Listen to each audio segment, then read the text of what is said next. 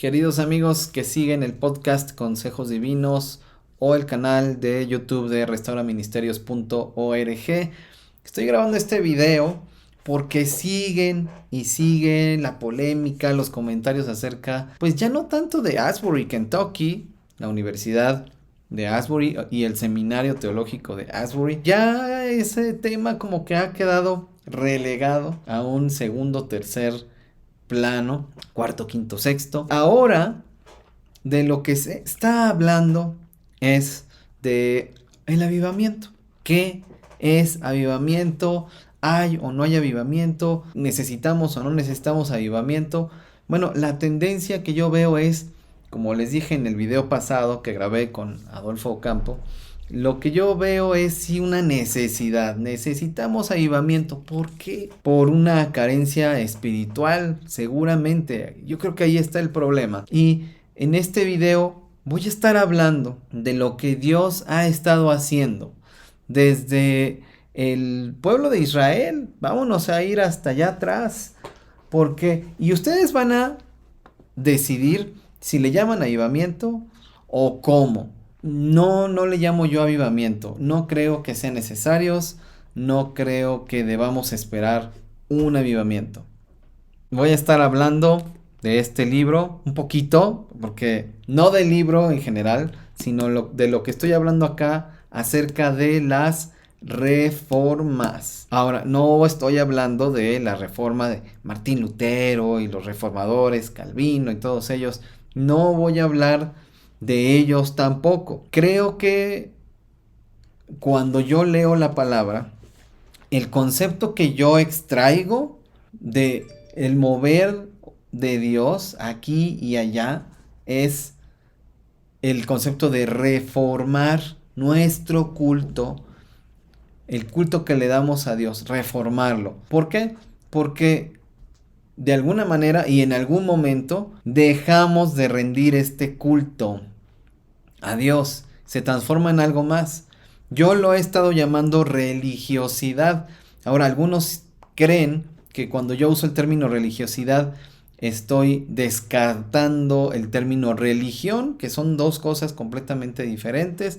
Religión es religar, es la esencia del mensaje del evangelio que predicamos, que es que la gente se reconcilie con Dios, que Dios ha hecho todos los esfuerzos para reconciliar a la gente con Dios. Entonces es religar, pero la religiosidad es la distorsión de la espiritualidad, es no dar en el blanco de la espiritualidad y entonces nos vamos a extremos, no llegamos al blanco. Entonces de lo que vamos a estar hablando aquí en este libro, que encuentran por ciento en Maranatha, y si no lo tienen en existencia, díganles a los amigos de Maranatha que pidan al distribuidor ejemplares, los ejemplares que necesiten. Y vean, aquí lo que estoy diciendo es que la historia del pueblo de Israel, desde Abraham hasta el último profeta, repite la eterna lucha entre la obediencia y la rebeldía, entre la fe y la religiosidad. Ante el persistente pecado, en este caso de la nación de Israel, la nación tuvo numerosos reformadores, entre ellos sacerdotes, reyes y profetas. Sacerdotes, reyes y profetas que tienen este rol de reformar el culto a Dios. Y dice, enviados con el fin de hacer que el pueblo vuelva su corazón a Dios. Ese es el espíritu de reformar el culto del pueblo que cree que está rindiendo a Dios, pero está fallando y por eso estas figuras, sacerdotes, reyes, profetas, reyes, entre ellos David, Asa, Ezequías y Josías, y bueno, sacerdote Esdras, y bueno, Nehemías, ¿qué decir? Que son figuras que ubicamos muy claramente como reformadores, y fíjense cómo, por ejemplo, en el caso del rey Asa, es muy claro, y también en el de, dije Esdras, ¿verdad? Pero es Esdras y Nehemías. En estos tres casos, ellos reforman el culto a Dios al estar leyendo la Torah, al estar leyendo la ley. Entonces, al estar leyendo, se compungieron de corazón. Ahí está en la Biblia, y leamos Reyes y leamos Crónicas, los libros de Reyes y Crónicas, y vemos cómo al leer la ley ellos entienden que el pueblo ha fallado y no está adorando a su Dios. ¿Qué hacen? Reinstalar el culto a Dios, y las fiestas que Dios había mandado, que ya no se celebraban, ni siquiera la Pascua. Ellos reinstalan las fiestas, reinstalan el culto a Dios. Es maravilloso. Y vemos muy claramente que reyes, sacerdotes y profetas reforman el culto a Dios. Algunos le llamarán avivamiento. Incluso la Biblia, bueno, pues sobre todo las traducciones 60, bueno, Reina Valera 60 y otras actualizaciones que hace la Reina Valera, utiliza el término reformar. Realmente transmite la idea, que vuelva a su origen, que vuelva a su forma original. Me encanta eso. Y luego vamos a ver que desde la iglesia primitiva en adelante, de entrada la presencia de Cristo y de que Jesús envía a los apóstoles a reformar el culto en un sentido que básicamente es que el pueblo vuelva a Dios. Decía Adolfo que él pues ve esas marcas de avivamiento. Yo decía que no, pero esta es la razón por la que yo decía que no, porque para mí es Dios teniendo contacto con la humanidad para hacer que ellos se vuelvan a Él. Bueno, en un primer momento con el pueblo judío y después, pues, hasta lo último de la tierra. Desde un principio de la iglesia vemos que hay campeones de la fe como Eterio, Beato, Ratramno, ¿no? Que combatieron ideas, combatieron herejías. Hay muchos a lo largo de la historia de la iglesia cristiana. Incluso se conoce dentro del catolicismo la reforma gregoriana. La reforma gregoriana que si bien tuvo sus asegúnes, ¿por qué? ¿Por qué se da reformas como la gregoriana o como la de los reyes, los profetas y los sacerdotes del pueblo de Israel? ¿Por qué se dan? Por el deterioro de la vida espiritual del pueblo. Y eso lo vamos a ver una y otra y otra y otra vez. No era la excepción de lo que encontró Jesús cuando se encarnó, cuando anduvo en esta tierra, allá en Palestina, allá en Judá. Vio una espiritualidad deteriorada, definitivamente. Y lo mismo pasa en este caso, por ejemplo, con la reforma gregoriana por el Papa Gregorio, para terminar con la vida libertina de los sacerdotes, para terminar con la venta de dignidades. Ay, ¿quieres ser obispo? Pues te cuesta tanto. ¿Quieres ser cardenal? Pues te cuesta otro tanto. ¿Quieres ser sacerdote? Adelante, esto tiene un precio, ¿no? La venta de dignidades y oficios ministeriales, para terminar con la ordenación al sacerdocio como medio para obtener empleos lucrativos. En eso se había convertido la iglesia. Y va a haber una serie de intentos de reforma en el catolicismo, mucho antes, algunos siglos antes de que Lutero clavara sus 95 tesis, que muchos de ellos eran laicos, por cierto.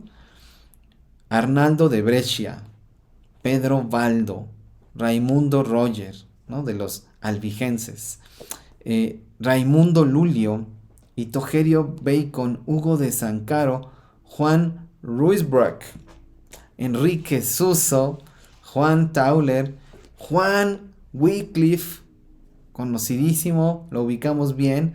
Quizá de todos estos será el que mejor ubicamos, los evangélicos del día de hoy.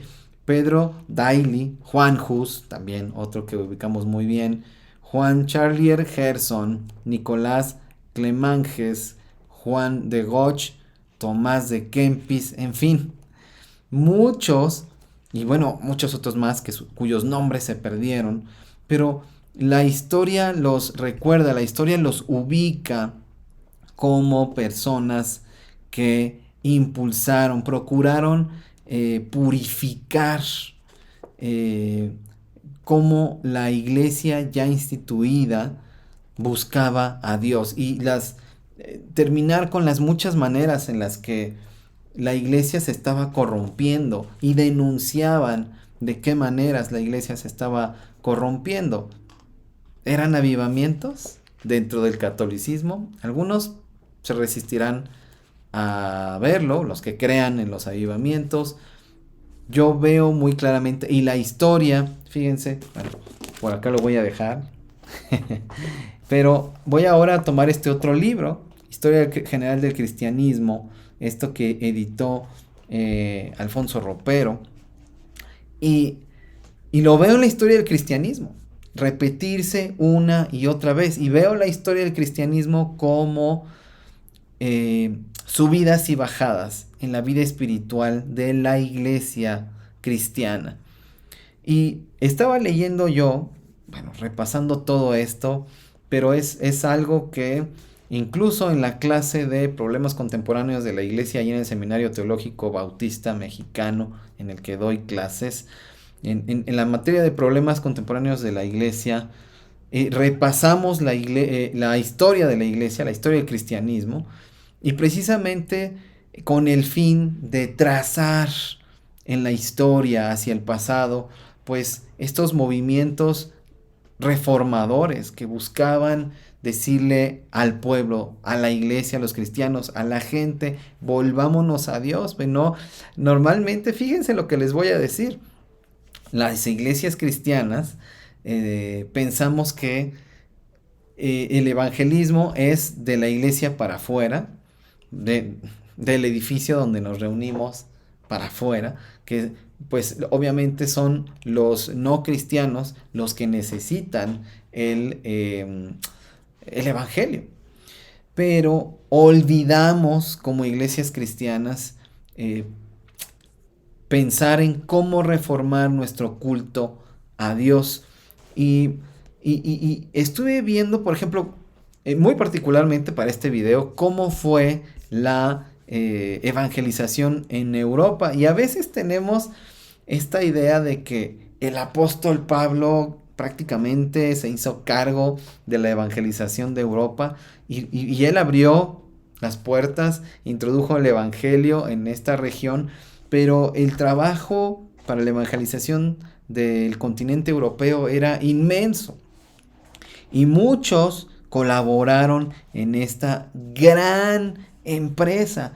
Y cuando uno revisa la historia, bueno, este libro es un ejemplo, pero hay otros muchos libros de historia del cristianismo, es maravilloso darnos cuenta que aunque la iglesia se adormecía por momentos, había personas que tenían muy claro que los campos estaban listos para la siega. Efraín, ya estás hablando de evangelismo, estoy hablando de reformar, porque cuando compartimos el evangelio es por un claro convencimiento de que la gente necesita a Dios, pero sobre todo de que la iglesia actual se está quedando corta en esta misión de reconciliar a la gente con Dios, de que nos estamos adormeciendo y nos estamos entumeciendo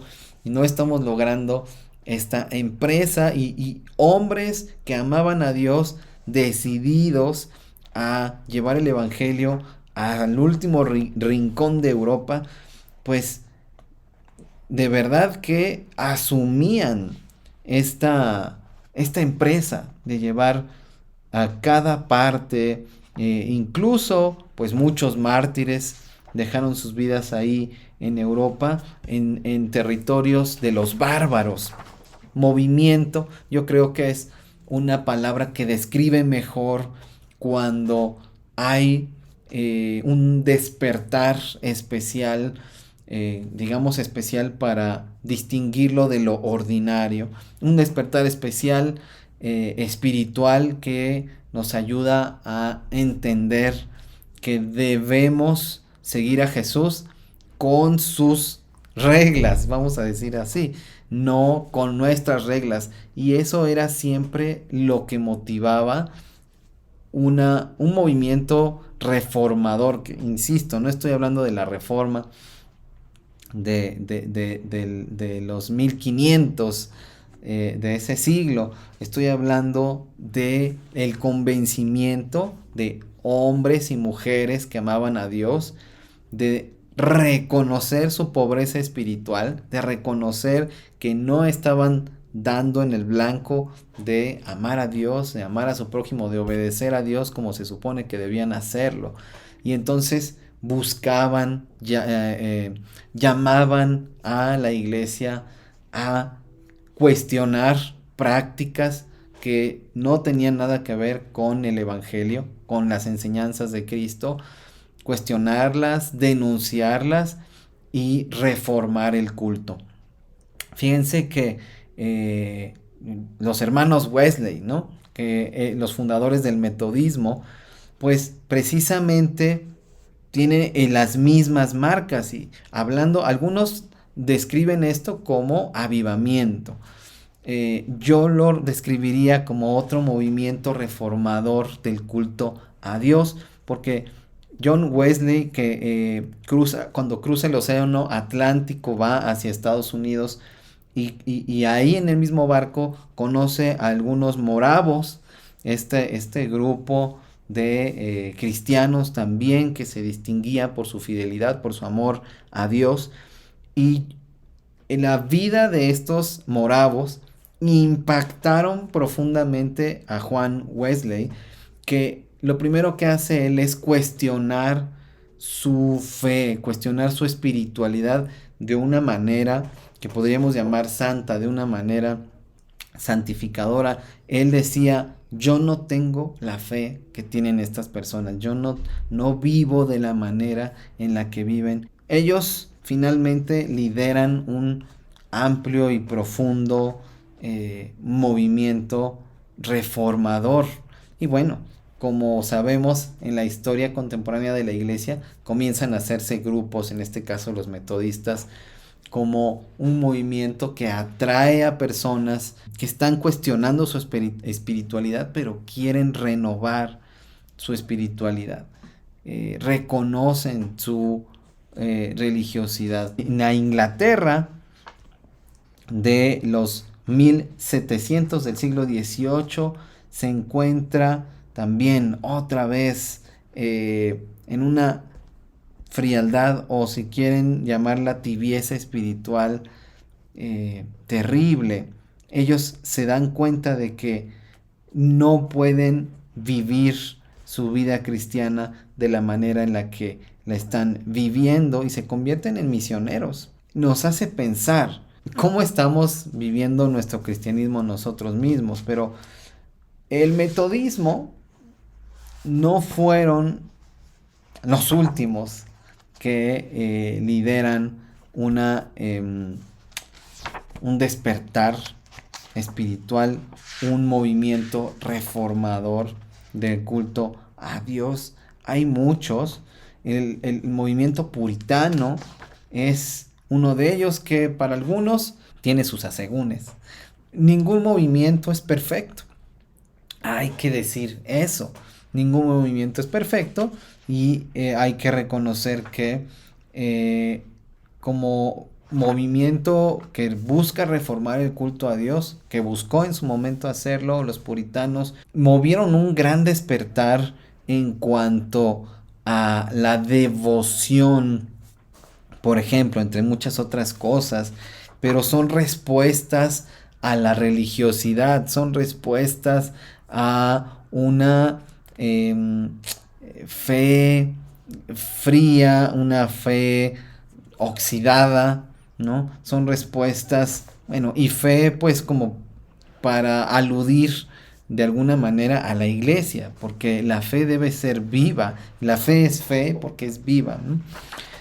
Entonces, Por aquí también encontré en este libro, ¿no?, la historia de los hermanos Haldane, que son unos escoceses, Roberto y Jaime Alejandro, su hermano, y Roberto, que hizo grandes cosas por la difusión del Evangelio en la India, y su hermano Jaime Alejandro en Escocia, liderando nuevamente un movimiento reformador del culto a Dios en su tierra natal de Escocia. Y yo lo que veo son hombres que se dan cuenta de su realidad espiritual. Yo lo que veo son personas que asumen la responsabilidad que tienen en la época que les tocó vivir. Y ellos observan su realidad. ¿Qué está pasando a nivel espiritual en su generación, en su tiempo, en su momento? Observan esto como resultado de lo que Dios está operando en ellos, de volver a las escrituras y darse cuenta, así como estos reyes, sacerdotes y profetas que apuntaban a lo que Dios ya había dicho en la ley y que les decían: ustedes se han alejado de la ley, la han desobedecido, han desechado a Dios, que básicamente era eso, ¿no? Que no la ley por sí misma, sino la ley como una representación material de la voluntad de Dios. Y personas que se han levantado a lo largo de la historia para denunciar esto, para llamar al pueblo a volver a Dios, a examinarse, a darse cuenta de la decadencia muchas veces, de verdad. Ese es el concepto, esa es la palabra que estaba buscando desde hace rato. La decadencia que llega a haber en la iglesia, porque se convierte en costumbre, se convierte en una serie de rituales que son vacíos. Ahora, no por el significado que tienen, sino porque así como en antaño, en el pueblo de Israel, que se cumplían algunas fiestas o que se ofrendaba según lo que marcaba la ley, pero era ya la costumbre de hacerlo, no era con la convicción de pecado. Presento mi ofrenda porque entiendo cuál es mi realidad espiritual y estoy buscando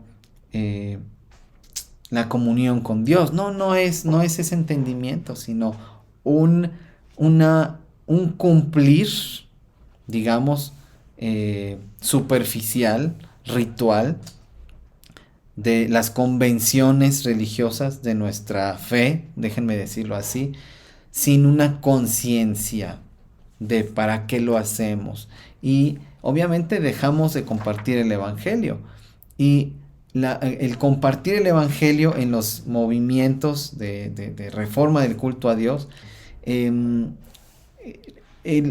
la respuesta, una consecuencia, quiero decir, era la predicación del Evangelio, ¿no? Tanto itinerante como a las masas en las calles. Eso era una respuesta, porque era entender que la gente está lejos de Dios y que necesita volver a Dios. Pero para que eso pasara, había ya un proceso en el que la propia iglesia estaba en el camino de cuestionar sus creencias, cuestionar sus rituales, cuestionar su manera de llevar las cosas y entonces tomar decisiones al respecto. Y fíjense cómo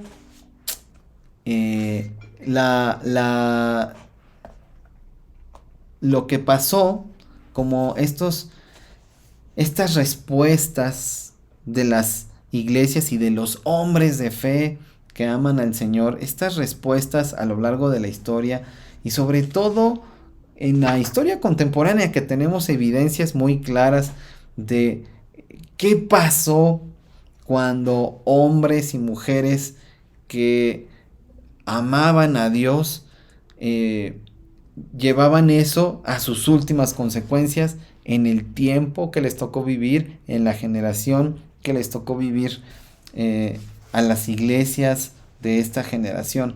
Bueno, algunos ejemplos son las sociedades para el alcoholismo, ¿no? Como una consecuencia residual, un resultado residual de la revolución industrial en Inglaterra. Muchos trabajadores recurrían al alcoholismo, ¿no? Recurrían al alcohol y por lo tanto se volvían alcohólicos. Entonces, pues muchas iniciativas que hubo en ese tiempo para atajar el alcoholismo y ayudar a estos hombres que estaban tratando de olvidar en el alcohol su miseria y pues personal, pero también las condiciones en las que vivían ellos y sus familias y las terribles jornadas laborales a las que estaban sometidos y además las enfermedades que contraían pues al trabajar en estas fábricas de todo tipo. Bueno, la iglesia responde para combatir con sociedades de la temperancia, ¿no? Y ayudar a los alcohólicos a superar este problema. Y también, muy particularmente en el siglo XIX, pues la abolición de la esclavitud en Inglaterra, que aunque en el papel estaba en las constituciones, ¿no? de países que podríamos identificar como del primer mundo, aunque estaban ahí en el papel, no se había hecho gran cosa para abolir, cortar de tajo ya de una vez por todas. Tenían ya mucho tiempo hablando de esto y por fin la abolición de la esclavitud es una respuesta de hombres piadosos, temerosos de Dios, una respuesta como parte de entender qué es lo que quiere Dios para la gente, para este mundo, a través del Evangelio, entender cuál es la voluntad de Dios. Y eso se traduce en una reforma social que se lleva a cabo en Inglaterra. Se reforman las prisiones para dar un cuidado más humano a los presos y procurar su reinserción social. Increíble, ¿no? Además, grandes iniciativas para la protección de los huérfanos. También esto ocurre en el siglo XIX y es resultado de que hombres que aman a Dios levantan la mano y al ver como George Whitefield, ¿no? En Inglaterra también, al ver la gran cantidad de huérfanos que hay en las grandes ciudades, dice: yo voy a hacer algo por los huérfanos, porque están desprotegidos. Y toman responsabilidad para responder a situaciones que está viviendo su tiempo, la gente que está viviendo en su tiempo. La Cruz Roja es una historia, el nacimiento de la Cruz Roja es una historia maravillosa, la de Henry Dunant, que inicia la Cruz Roja. Bueno, lean de verdad cómo surge estas iniciativas increíbles. Estamos hablando de cosas que han cambiado nuestro mundo. El Ejército de Salvación es un gran ejemplo también de esas iniciativas que, insisto, son resultado de iglesias que entienden su misión, que entienden para qué están en el mundo. Un avivamiento de corta duración o que ocurre por alguna situación específica, está bien, qué bueno, ¿no? Bienvenido, pero así un avivamiento como el que entendemos ahora, ¿no? El que nos imaginamos en nuestra mente y buscamos a Dios y ¿Y qué va a pasar después? ¿Cuál es el impacto de que las iglesias, de que una iglesia reforme su culto a Dios como resultado de decir, ¿estamos haciendo lo que Dios pide o estamos haciendo lo que el pastor pide, lo que el liderazgo pide, lo que los hombres piden? Y por eso florece el legalismo y por eso florece el libertinaje en nuestras iglesias. No lo llamamos así, pero ahí está. Mandamientos de hombres que nos dicen que no nos preocupemos por nuestro pecado, por, distorsionando un poco las doctrinas de la gracia. Y también otros hombres que nos dicen que aquellas cosas que son resultado de nuestro esfuerzo colaboran en nuestra salvación. Y no lo dicen así, ¿verdad? Pero fíjense, en nuestras iglesias simplemente, ¿qué es lo que calificamos como espiritual? ¿Qué es un comportamiento espiritual? ¿Cómo sabemos que una persona está bien, está cerca de Dios o está bien espiritualmente en nuestras iglesias? Normalmente porque va todos los domingos a nuestras reuniones o a otras reuniones que podríamos tener otros días, porque da clases, porque se bautizó, obviamente, pero porque da clases, tiene un ministerio en la iglesia, porque hace las cosas que esperamos que haga. Pero alguien podría ir a todas las reuniones y a las de oración y predicar y enseñar y bautizar personas. Alguien podría evangelizar, alguien podría cantarle al Señor durante horas.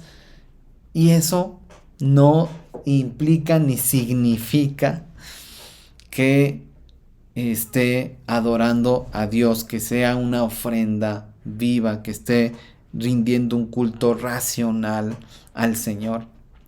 Nada de eso es una garantía de lo otro. ¿Por qué?